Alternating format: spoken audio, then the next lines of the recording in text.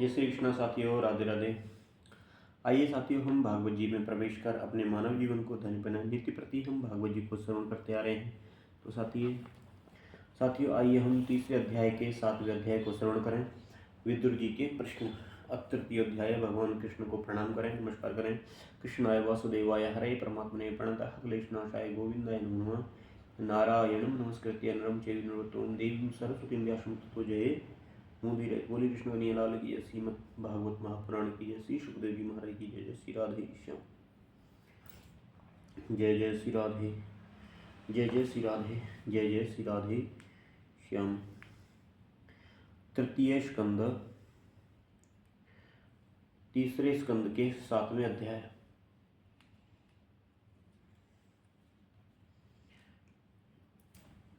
अथ सप्तमोऽध्याय। विदुर जी के प्रश्न। श्री शुकोवाच। पहले श्लोक को गुनगुनाते हुए चलें साथियों। एवं ब्रुवाणं मैत्रेयं द्वैपायन श्रुतो बुधः प्रीणयन्निव भारत्या विदुरः प्रत्यभाषत। सुखदेव जी कहते हैं कि मैत्रेय जी का यह भाषण सुनकर के बुद्धिमान व्यासनंदन विदुर जी ने उन्हें अपनी वाणी से प्रसन्न करते हुए कहा कि विदुर जी ने पूछा कि ब्राह्मण भगवान तो शुद्धोबोध स्वरूप निर्विकार और निर्गुण है, उनके द्वारा उनके साथ लीला से भी गुण और क्रिया का संबंध कैसे हो सकता है।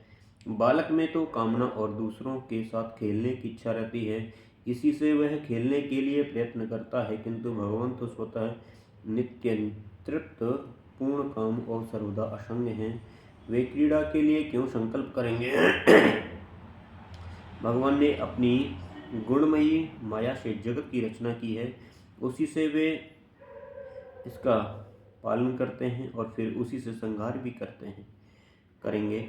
जिसके ज्ञान का देश काल अथवा अवस्था से अपने आप या किसी दूसरे निमित्त से भी कभी लोप नहीं होता, उनका माया के साथ किस प्रकार संयोग हो सकता है। एकमात्र ये भगवान ही समस्त क्षेत्रों में उनके साक्षी रूप से स्थित हैं, फिर उन्हें दुर्भाग्य या किसी प्रकार के कर्म जनित क्लेश की प्राप्ति कैसे हो सकती है। भगवान, इस अज्ञान संकट में पढ़कर मेरा मन बड़ा ही खिन्न हो रहा है। क्यों? क्योंकि आप मेरे मन के इस महान मोह को कृपा करके दूर कर दीजिए। श्री सुखदेव जी कहते हैं कि तत्व जिज्ञासु विदुर जी के ये प्रेरणा स्रोत अहंकारहीन और मैत्रेय जी ने भगवान का स्मरण करते हुए मुस्कुराते हुए कहा कि मैत्रेय जी कहते हैं कि जो आत्मा सबका स्वामी है, सर्वथा मुक्ति स्वरूप है, वही दीनता और बंधन को प्राप्त हो। यह बात युक्ति विरुद्ध अवश्य है, किंतु वस्तुतः यदि यही तो भगवान की माया है, जिस प्रकार स्वप्न देखने वाले पुरुष को अपना सिर काटना आदि व्यापार न होने पर भी आज्ञा के कारण सत्यवत भासते हैं, उसी प्रकार इस जीवन को बंधनादि न होते हुए भी अज्ञानवश भास रहे हैं। यदि ये कहा जाए कि फिर ईश्वर ने इनकी प्रतीति क्यों नहीं होती, तो इसका उत्तर यह है कि जिस प्रकार जल में होने वाली कंप आदि क्रिया जल में दिखने वाले चंद्रमा के प्रतिबिंब न होने पर भी भासती है, आकाशस्थ चंद्रमा में नहीं, उसी प्रकार देहाभिमानी जीव ही देह के मध्य मिथ्या धर्मों की प्रतीति होती है, परमात्मा में नहीं। क्यों? क्योंकि निष्काम भाव से धर्मों का आचरण करने पर भगवत कृपा से प्राप्त हुए भक्ति योग के द्वारा यह प्रतीति धीरे धीरे निवृत्ति हो जाती है। जिस समय समस्त इंद्रियां विषयों से हटकर साक्षी परमात्मा हरि में निश्चल भाव से स्थित हो जाती हैं, उस समय गाढ़ निद्रा में सोए हुए मनुष्य के समान जीव के राग द्वेषादि सारे क्लेश सर्वथा नष्ट हो जाते हैं। श्री कृष्ण के गुणों का वर्णन एवं श्रवण अशेष दुख राशि को शांत कर देता है। फिर यदि हमारे हृदय में उनके चरण कमल की रज के सेवन का प्रेम जग पड़े तब तो कहना ही क्या है। विदुर जी ने कहा कि भगवान, आपके युक्ति युक्त वचनों की तलवार से मेरे संदेह छिन्न भिन्न हो गए। अब मेरा चित्त भगवान के स्वतंत्रता और जीव की परतंत्रता दोनों ही विषयों में खूब प्रवेश कर रहा है। विद्वान, आपने यह बात बहुत ठीक कही कि जीव को जो क्लेशादि की प्रतीति हो जा रही है उसका आधार केवल भगवान की माया ही है। वह क्लेश मिथ्या एवं निर्मल ही है। क्योंकि वह विश्व का मूल कारण ही माया के अतिरिक्त और कुछ नहीं है। इस संसार में दो ही प्रकार के लोग सुखी हैं, या तो जो अत्यंत मूढ़ अज्ञानग्रस्त हैं, या जो बुद्धि आदि से अतीत श्री भगवान को प्राप्त कर चुके हैं। बीच की श्रेणी के संज्ञापन्न लोग तो दुख ही भोगते रहते हैं। भगवान, आपकी कृपा से मुझे यह निश्चय हो गया कि ये अनात्म पदार्थ वस्तुतः ही है नहीं, केवल प्रतीति ही होती है।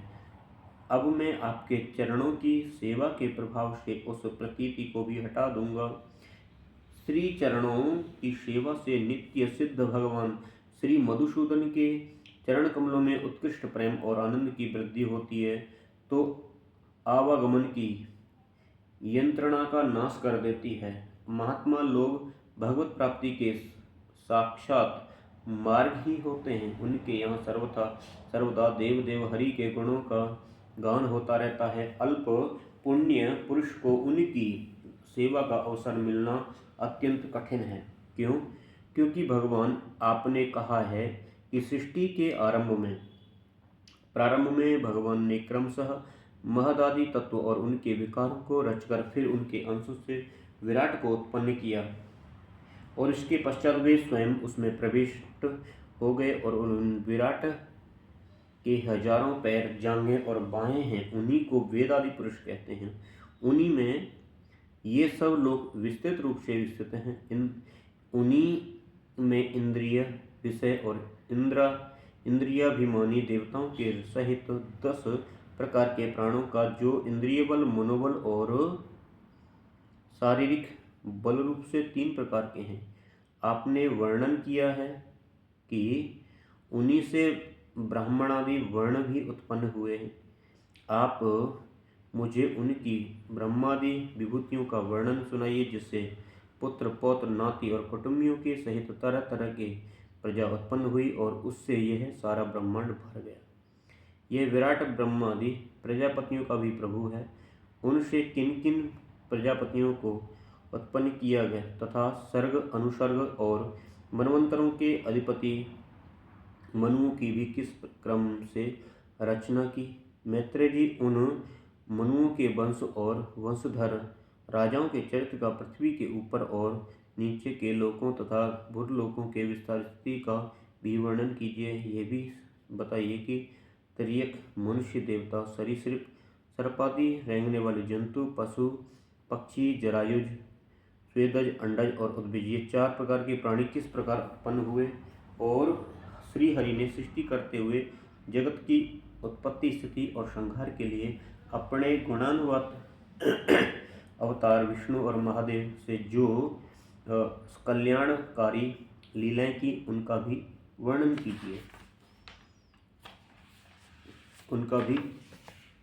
कीजिए।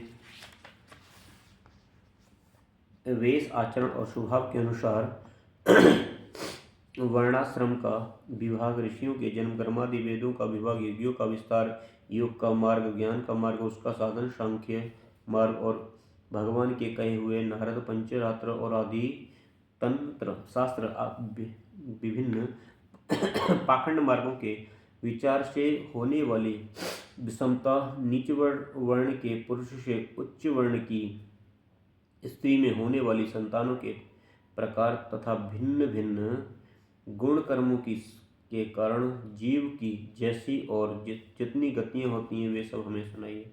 ब्राह्मण धर्म, अर्थ, काम और मोक्ष की प्राप्ति के परस्पर अविरोधी साधनों को, वाणिज्य, दंडी नीति और शास्त्र श्रवण की विषयों का, श्राद्ध की विधि का, पितृगणों की सृष्टि का और कालचक्र में ग्रह नक्षत्र और तारागण की स्थिति का भी अलग अलग वर्णन कीजिए।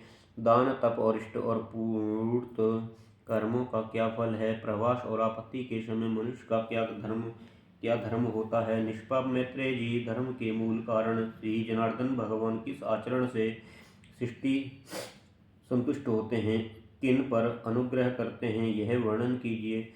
द्विजवर दीनवत्सल गुरुजन अपने अनुगत शिष्यों और पुत्रों को बिना पूछे भी उनके हित की बात बतला दिया करते हैं। भगवान, उन महदादि तत्वों का प्रलय कितने प्रकार का है तथा जब भगवान योगेंद्रियों में शयन करते हैं तब उनमें से कौन कौन से तत्व उनकी सेवा करते हैं और कौन कौन उनमें लीन हो जाते हैं।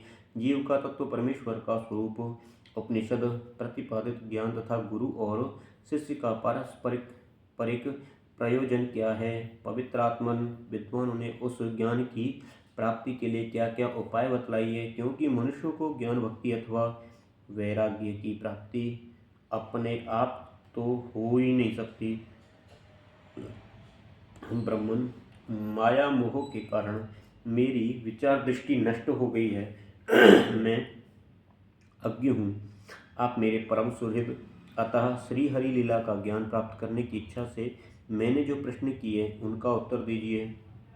पुण्य में मैत्रेय जी, भगवान तत्व के उपदेश द्वारा जीव को जन्म मृत्यु से छुड़ाकर उसे अभय कर देने में पुण्य होता है। समस्त वेदों के अध्ययन, यज्ञ, तपस्या और अंश और दान आदि से होने वाला पुण्य अंश उन पुण्य के 16वें अंश के बराबर भी नहीं हो सकता।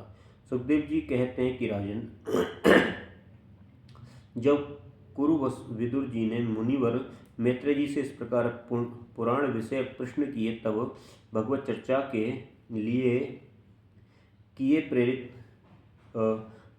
लिए प्रेरित किए जाने के कारण वे बड़े प्रसन्न हुए और मुस्कुराकर उनसे कहने लगे। जय जय श्रीमद्भगवते महापुराणे पारमहंसे सीतायाम तृतीय स्कंदे सप्तमो अध्याय। बोले कृष्ण कन्हैयालाल की जय। श्री राधे जय राधे राधे राधे श्री राधे। हरे कृष्ण कृष्ण कृष्ण हरे हरे, हरे राम राम राम हरे हरे। ओम नमो भगवते वासुदेवाय, ओम नमो भगवते वासुदेवाय। वासुदेवाय बोलो भक्तवत्सलाय, वासुदेवाय बोलो भक्तवत्सलाय। ओम नमो भगवते वासुदेवाय।